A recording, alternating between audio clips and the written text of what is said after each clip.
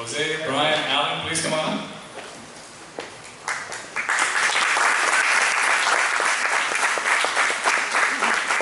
All right. Excited to be here with this pretty fantastic group. You will see that there's one panelist that was not able to make it today, Luis Gutierrez, who is from the mayor's office. He's dealing with a city emergency as we speak. Fortunately, he's not able to make it, but even better because there's going to be more time for these folks to jump in with their views. So first of all, thank you so much guys for agreeing to be on the panel. Context setting on the panel. So we're going to talk about the state of industrial decarbonization in LA overall. Actually, I'm going to try the mic. Can you guys hear me without the mic? You know, the mic. Okay. Is there one more mic we can pass around? Two mics. You can run. Yeah, so the state of industrial decarbonization in LA, this can go in various directions. We've picked a few that really speak to the expertise of the folks on the panel. As Sean mentioned, we're not going to spend a bunch of time doing bios. We're going to kind of sort of jump straight in. So I'd love for folks to do a quick one sentence, who you are, what you do, and let's jump in, starting with Jose.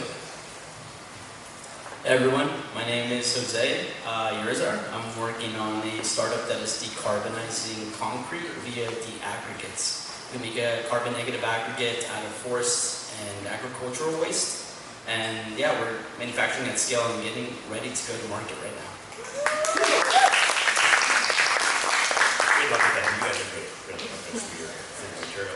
I'm Alan Marks. I'm a lawyer and a partner at Millbank. Working for over 30 years in climate and clean energy, wanting those things that were not so clean, trying to make up for that, and also do work in transportation and water and other sectors. So I've seen kind of shifts in how capital is being deployed, how there are government incentives or growth policies that can help or hurt depending on how they're used, and looking at how technology and policy changes have also influenced some of the things that a lot of our clients are doing.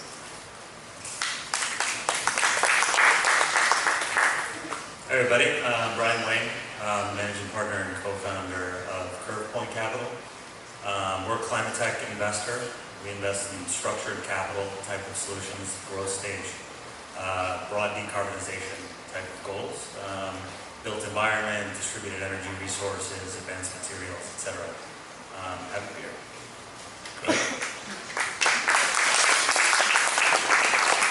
And super short one sentence to myself, I'm a partner at Climate Capital, which does early stage climate tech investing, co-organizing LA Climate Week, and also ex-chief business officer at Terra.do, which is a climate education platform. All right, let's jump in. So I'd love to actually start with Alan. Would love if you can help us level set on kind of the relative scale of what we're talking about when we talk about emissions in LA. Right? So LA's emissions as opposed to nationwide is some sector breakdown, just so people have like a little bit of a, okay, this is what we're doing. Sure. I think, one thing when you look at these, you always look at snapshots. And really the trends are as important, maybe more important, especially when you're looking at something like greenhouse gas emissions, which we're obviously all trying to reduce or avoid. And I want to say avoid as well, because how we generate electricity, how we use power, how we power our cars on the road if we have cars. I mean, these things all matter, and they're the first things you think of, because if you can produce less greenhouse gas emissions, yay. What also matters is using less power, using less energy. And one of the things that's striking in Los Angeles is we've managed over the last roughly decade to do a pretty good job of reducing greenhouse gas emissions without reducing economic output. So over the last, again, about 10 years, our population is roughly flat. Our population is not really growing that much compared to where we thought it might. A lot of reasons for that: cost of housing, birth rate, and so forth, lower immigration rates. Nonetheless, we're producing a lot more from a value standpoint. The output, GDP, if you will, of the LA regional economy is significantly higher than it was, even though our greenhouse gas emissions have been reduced by about a third. So then you have to look and say, well, gee, if you look at that trend, how much are we talking about? LA, just the city and the immediate part around it, so not all of Southern California, but the urban core of the metropolitan area, so LA County and parts of Orange County, produces somewhere between 25 million and 28 million metric tons of CO2 equivalent a year of greenhouse gas emissions. So if you put that in scale, that's about 30-35% more than the city of Houston, which has lots of petrochemical facilities, a lot of industrial output. You think, well, how could it be so high? Some of it is industry, not much, about 2 million, so maybe 10% metric tons of CO2 equivalent come from industrial processes and industrial production in LA. And a lot of that is coming out in the form of fluorocarbons, which are significantly worse in some ways than CO2 or even than methane because of cooling and cooling processes. They're also used in silicon fabrication production technologies, electronics production. So if you can reduce fluorocarbons, which are we emit because we've replaced ozone in a lot of our ozone depleting chemicals in a lot of our cooling processes, that would have a big impact. Most of the progress we've made is in reducing emissions from transportation. And the transportation sector has a ways to go. But if you do a couple of things, if you reduce passenger miles, if you reduce congestion, if you increase the use of mass transit, in particular, I'm on the board of a nonprofit here called Move LA, which has looked significantly at the positive impacts on the region and on emissions and on quality of life in particular, from increasing our mass transit networks, bus, rail, light rail, heavy rail, and the benefit that brings to the urban environment. It also benefits greenhouse gas reduction in a very big way, as well as other pollutants, particulates, NOx, and so forth. So that's good. The thing is, as we've made so much progress in the last 10 years, it becomes progressively harder. And we've actually seen a bit of a slowdown in the rate of progress in emission reductions in transportation. If you look at power, obviously, if you're going to have an EV, you need to plug it into a clean grid.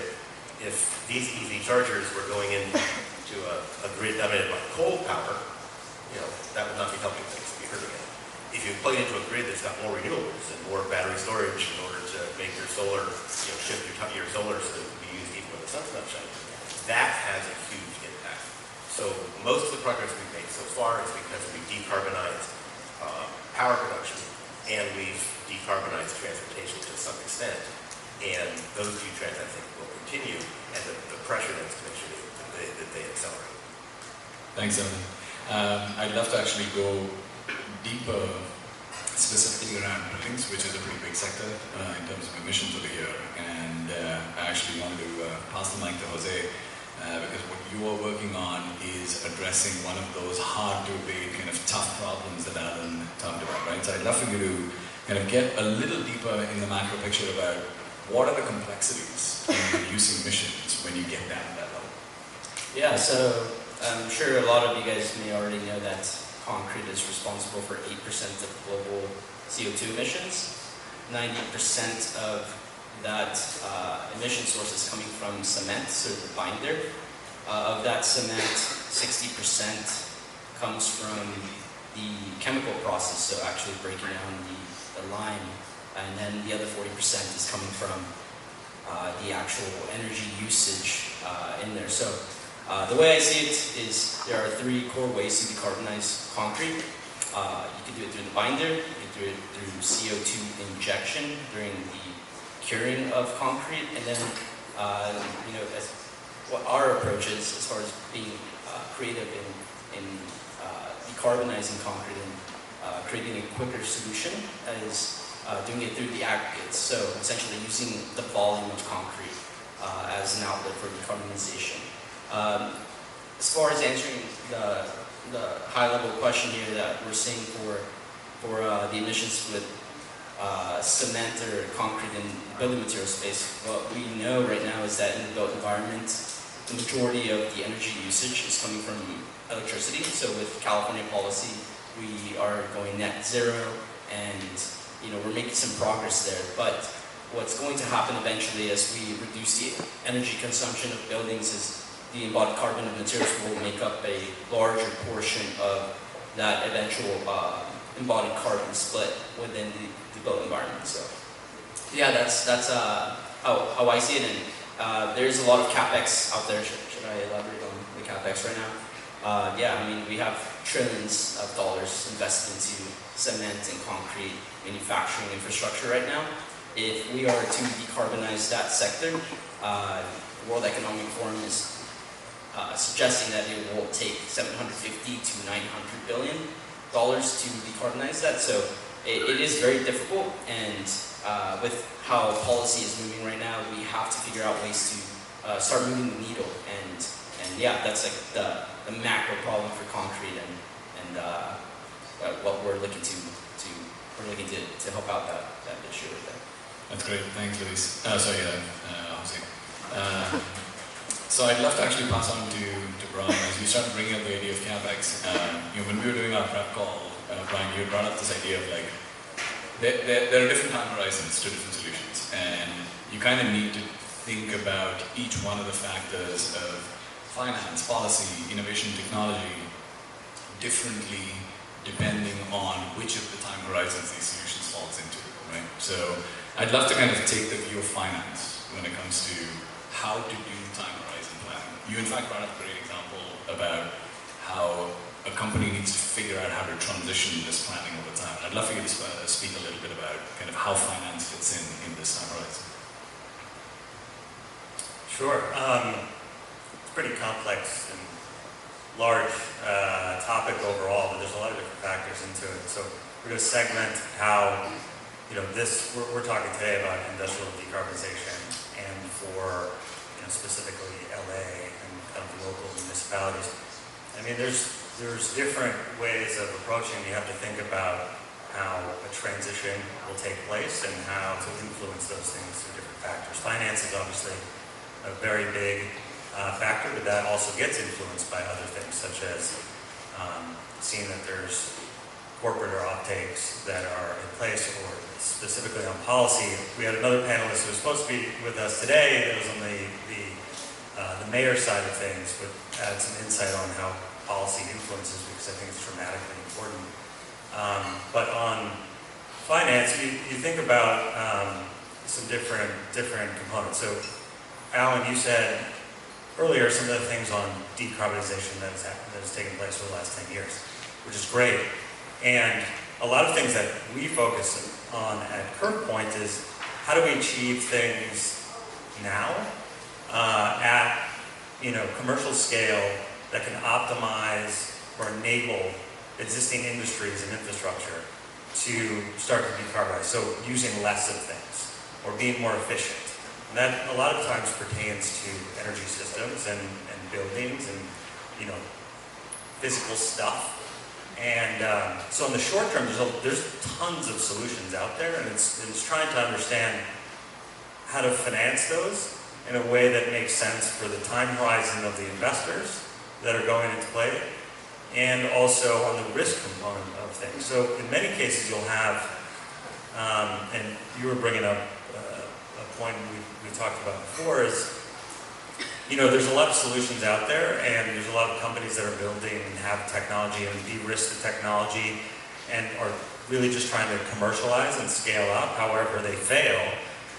And a lot of it is just a finance problem, in the sense of they didn't budget or strategic plan their business well enough in advance and talk to all the stakeholders where they could have smoothed that path out. They just approached it wrong. Like, they had everything there.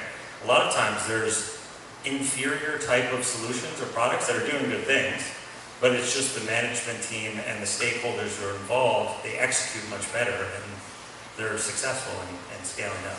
So immediate term, lots of different solutions out there to change the now, but obviously, when you look at medium and longer term, there's new innovative solutions that haven't fully been scaled up.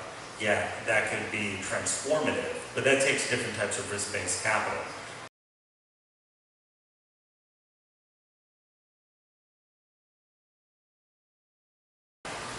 Better to me is when I've seen companies come up and they say, we've identified this particular bottleneck. This is a problem that's keeping us from solving X. Could be emission reductions, or it could be something else. How to build better concrete, how to build a better building with lighter building materials that are produced more quickly, that can be transported at a lower transportation cost.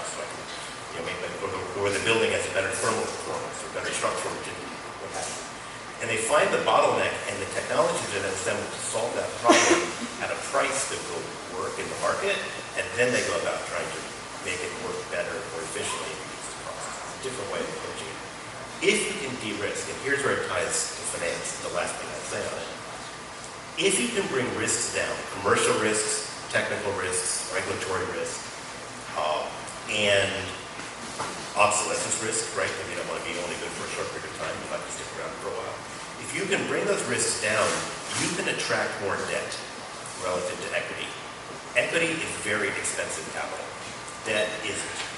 But to de-risk and be able to take on that kind of debt sometimes works at odds with the idea of technological innovation, of things that are risky, or things that are new, or things where the market is not really yet proven. And it's that going from one to the other along that spectrum of businesses is so difficult, even if they have a good start. Makes sense. And Jose, you've been running this business for the past 6 years. Yeah. You've kind of gone through, in fact, some of the cycles of de-risking and the kind of long-term capitalization of the business. Even though, as a startup founder, you're dealing with the here and now every day. So I'm curious to hear kind of how you're making this journey and what you're seeing from. Yeah, so some context, we are primarily grant funded, so we kind of backdoored our way into LACY. We were a recipient of the California Energy Commission CalC grant, and then that kind of kickstarted the application for DT materials into all the different grant funding types that were out there. So the way I would outline what grant funding did for us is it basically de-risked our technical component of the business. With respect to venture or startups, I don't think it makes sense for a VC to invest in R&D. I think, by definition, venture is supposed to be growth capital, so you're supposed to be ready to kind of take on the money and start scaling and growing right away to make the valuations make sense and so on and so forth. So on our end, we've been working with grant money as well as some LP money as well, but I wanted to transition this to the role that the existing incumbents, corporates, have in the industry. So similar to like the oil companies, the concrete companies are big emitters. They have a lot of capex out there, and they are kind of playing a waiting game to see which is the best technology available for them to implement into their manufacturing.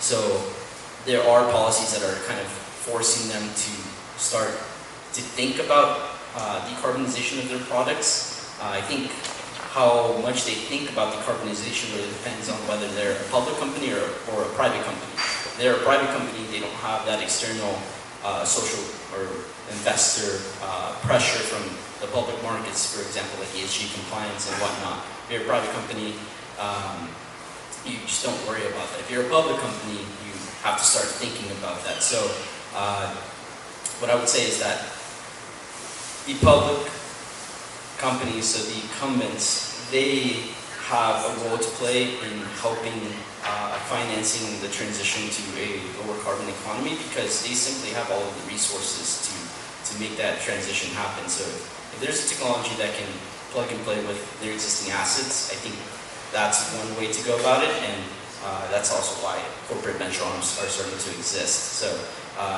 yeah, I mean, at a high level, I think playing ball with the existing incumbents is very important, because the alternative is to quite literally try to vertically integrate your solution against what they currently have right now.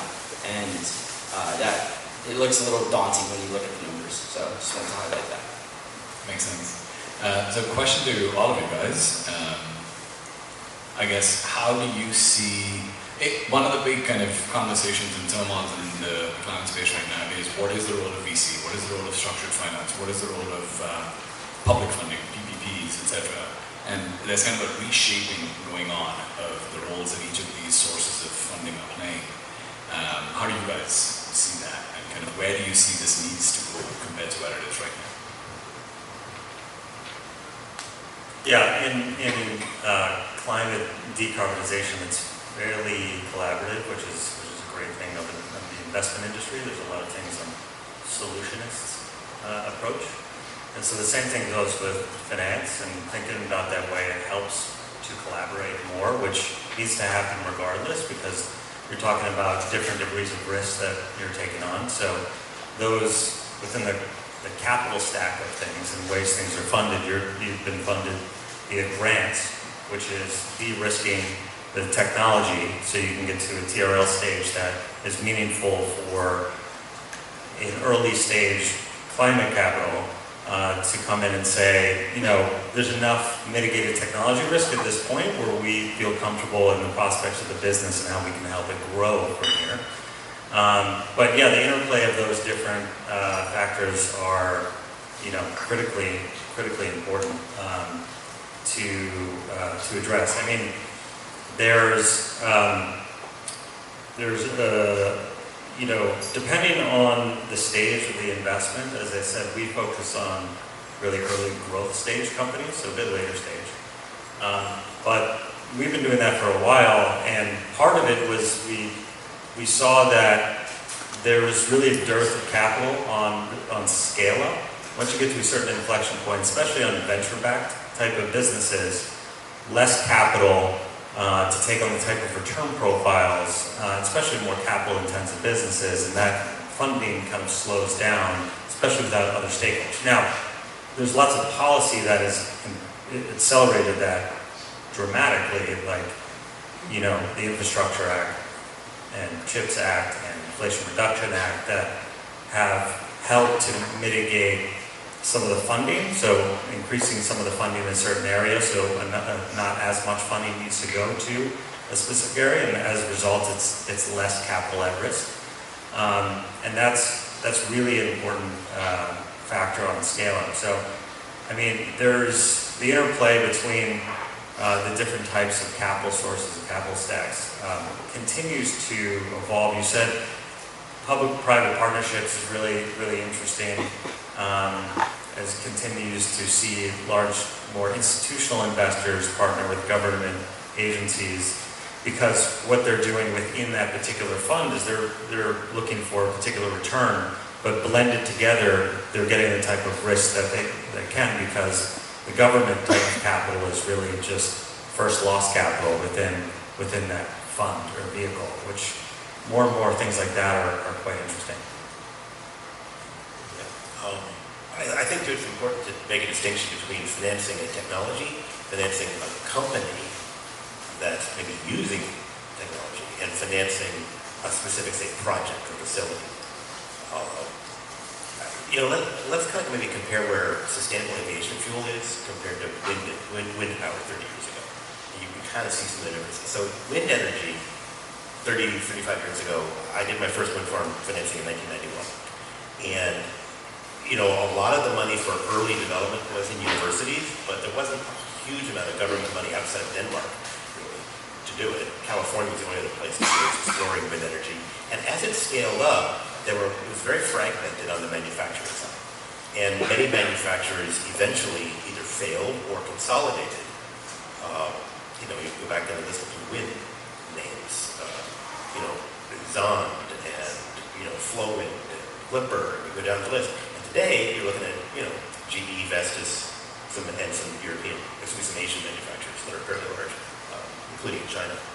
So that consolidation came along with scale in manufacturing, as well as scale of equipment that they were producing and selling, and significant increases in reliability, and also technological changes. Material sciences improved.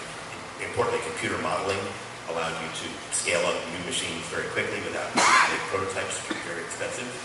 Now we're working on offshore wind projects where the towers are taller than a 50-story building, and there's 50 of them, right? And they all have to somehow be in the ocean, which is not technically very easy to do. So very few, very large companies will then tend to dominate that. And there are significant tax credits, but they tend to be, the benefit of them quite often will go to the manufacturers. It will probably not really go to the developers, except to make it easier to get their project executed. But it won't make it more profitable. And it will not probably go to ratepayers, where the people pay for electric bills on the back end.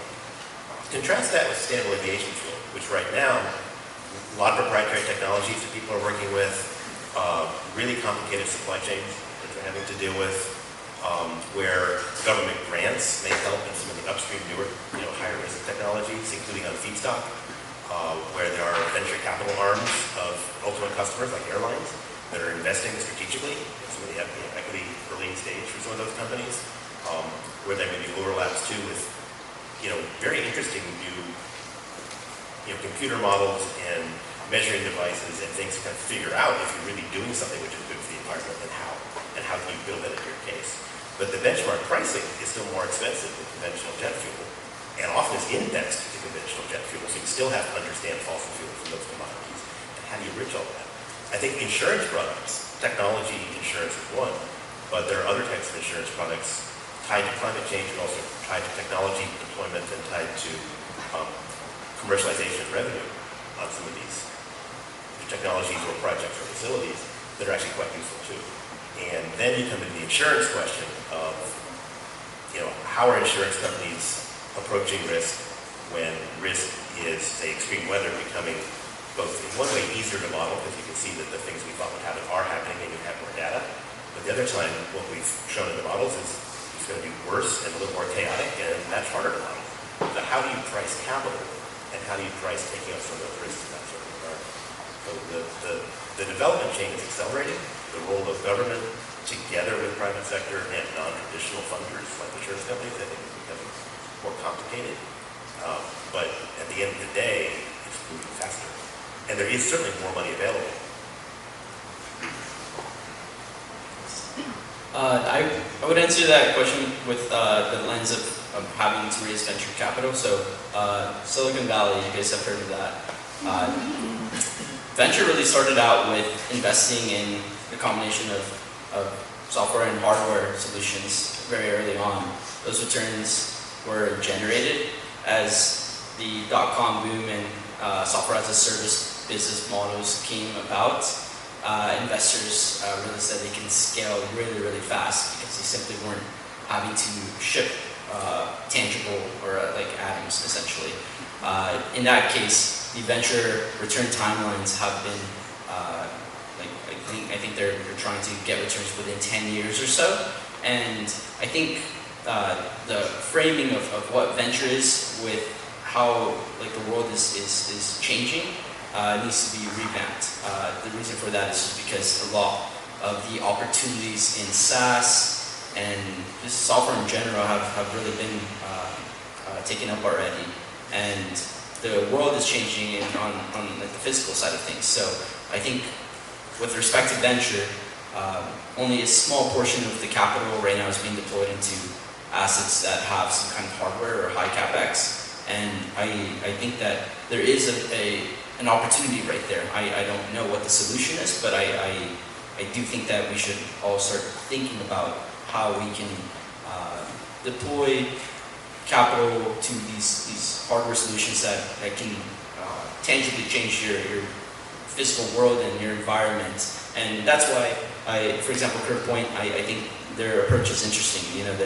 It is a different way of deploying capital, and I think we need a little bit more of that.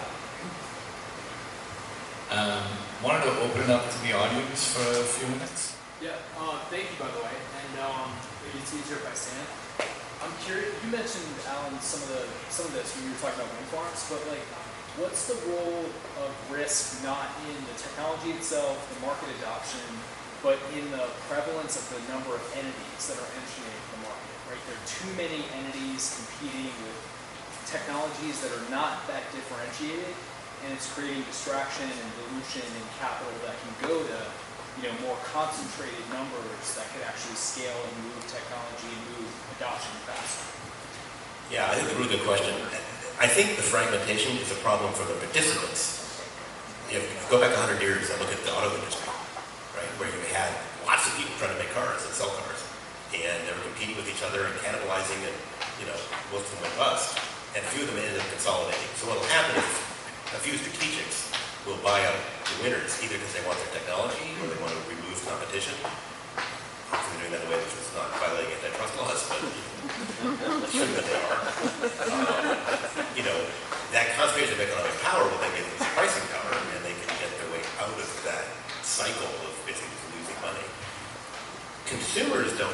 suffer from that. If you're further down the supply chain, whether you're a business or the ultimate consumer, and you're buying from any of those myriad companies that are all competing with each other, that gives you better economics because you can hopefully get something good.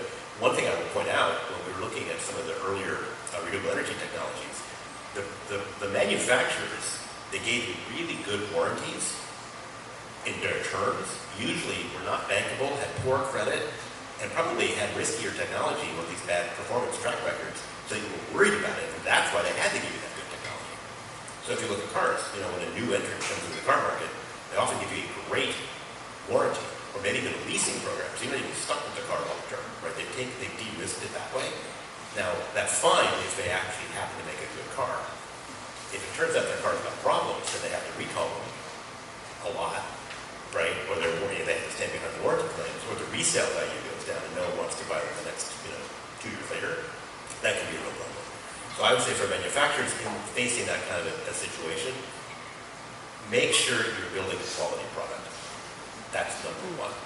Make sure you have really great employees and a management team that know whether you're building a good product and know how to sell it given the competition. And lastly, if you are in a situation where you just don't have any pricing power and you can't cover your costs, see if you have a technology or a team or a market, customer list, something proprietary that you can sell to somebody else who's competing with you, sell it to them and go do something else. I can add a little bit to that as well. So there's a thing that's emerging right now called first of a kind financing, so FOAK. On the topic of sustainable aviation fuel, there's a company called 12 that recently did a very unique financing method, which falls under the umbrella of first of a kind financing. So I think with these new technologies, deployers of capital just have to look at each situation independently and evaluate accordingly. The one thing I would add, just real briefly, because I want to hear some other questions too, is like at the end of the day, it's like absolute focus and laser focus on how do you get whatever you're building to be at like cost parity with whatever the incumbent systems are. The often, if you're doing business to business type of enterprise, really the driving forces is going to just be unit economics. Like it's a nice to have on if they're doing decarbonization. There's only a certain degree of where they would, like from a large established incumbent would change something in their cost structure in order to take on something with a green premium. So it's like any way possible, even if like there's someone that's doing, even as I said this before, if you're doing something that has positive intentionality and you're driving positive change, and there's still others out there that are innovating beyond what you're doing, if you can still get it to a cost perspective, and you kind of touched on this too, it's like do that first and then innovate further after you've kind of secured those things to get scale. Because a lot of companies fail simply because they kept trying to be so differentiated they could never meet the market on selling whatever it is, the widget or technology that they have. Good. Hey, John Penny, Next Gen Foundry. Great panel. Question. Many industrial processes have achieved great efficiency over many years, especially in hard-to-abate sectors.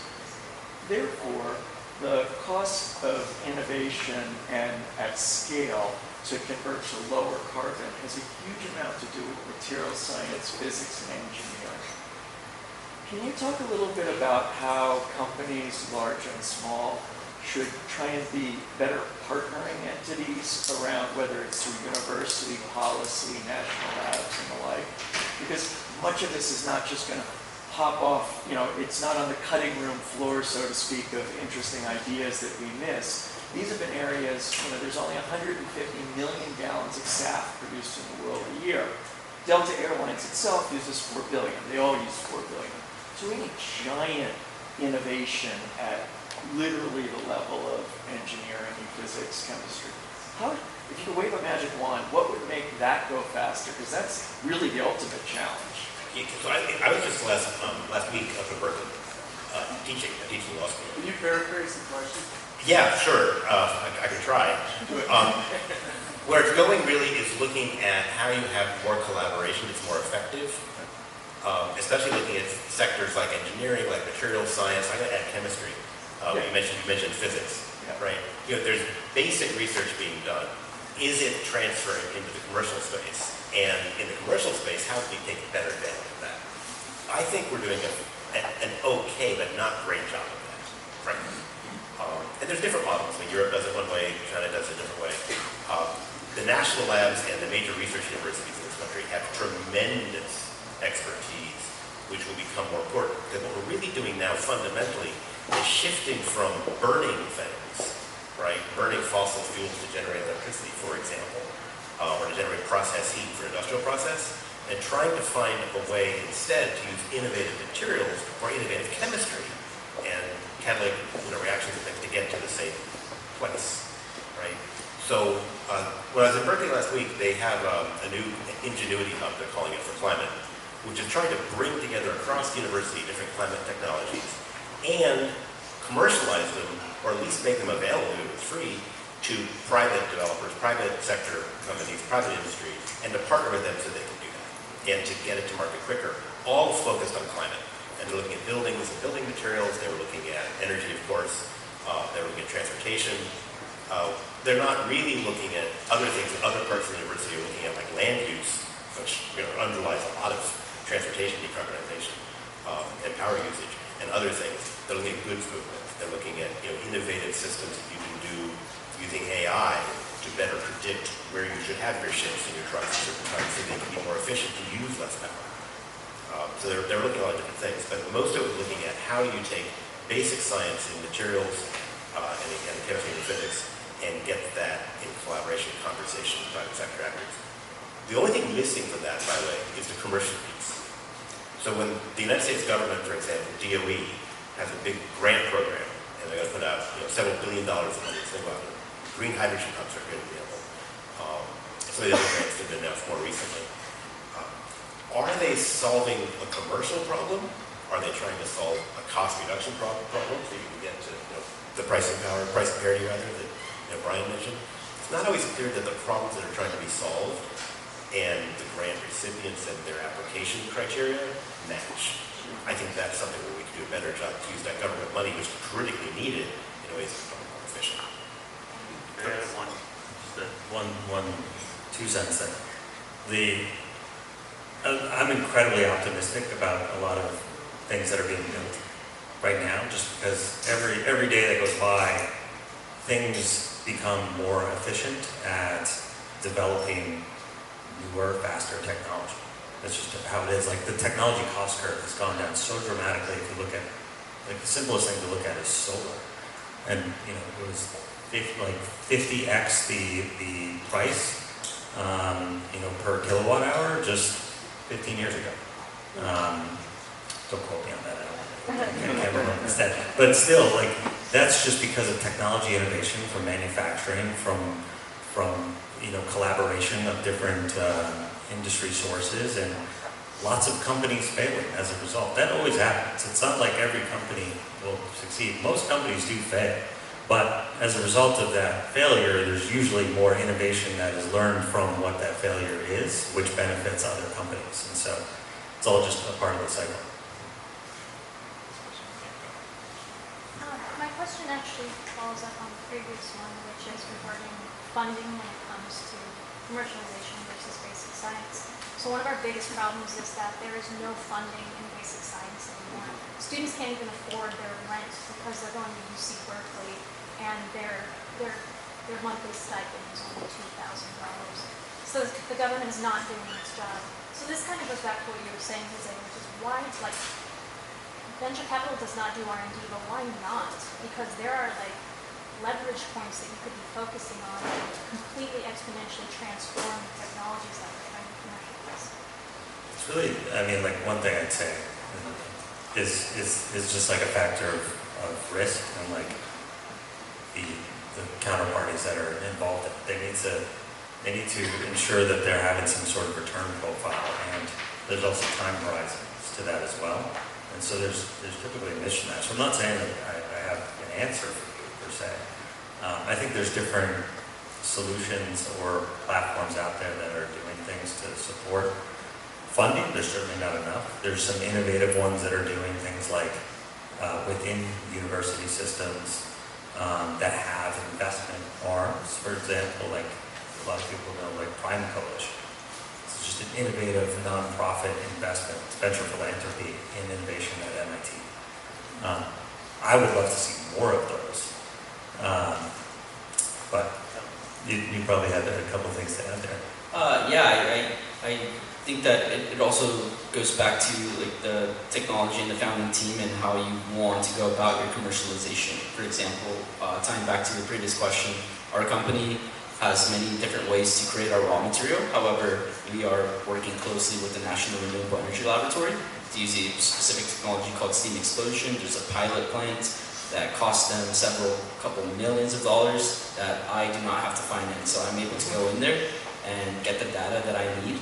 And by the way, this is funded via grants. So I can apply for it as a startup, or a large industry incumbent can also apply for it. So it's not, the outlets for financing aren't for specific groups. It's available to anyone. But yeah, we are then able to take the data and then continue with our process engineering to look and build out a larger plan. So we didn't have to go through the fundraising cycle to fundraise $5 million just to get data, even though we know that would not be cost effective. Similarly to the actual end building material product of the concrete, we are working with the largest building materials company in North America. They've opened up their facilities. They've let us manufacture within their facility with their team. And that's part of our go-to-market strategy. So it's not just necessarily tied to the technology. I think it's also directly tied to the strategy for commercialization. We do not have to finance those large block facilities like this kind of material you see back here. We are kind of plug and playing. So I think that's part of the solution, but I also understand that and want to acknowledge that there are radically new technologies that are out there that wouldn't be able to plug and play like this. So how you finance that, it is a valid question, and I don't think we have an answer to that today. Well, I don't think we have more time for live questions. Sean has a whiz-bang solution for more offline questions somehow. I'll let him answer that. But thank you so much to the panelists. Much appreciated.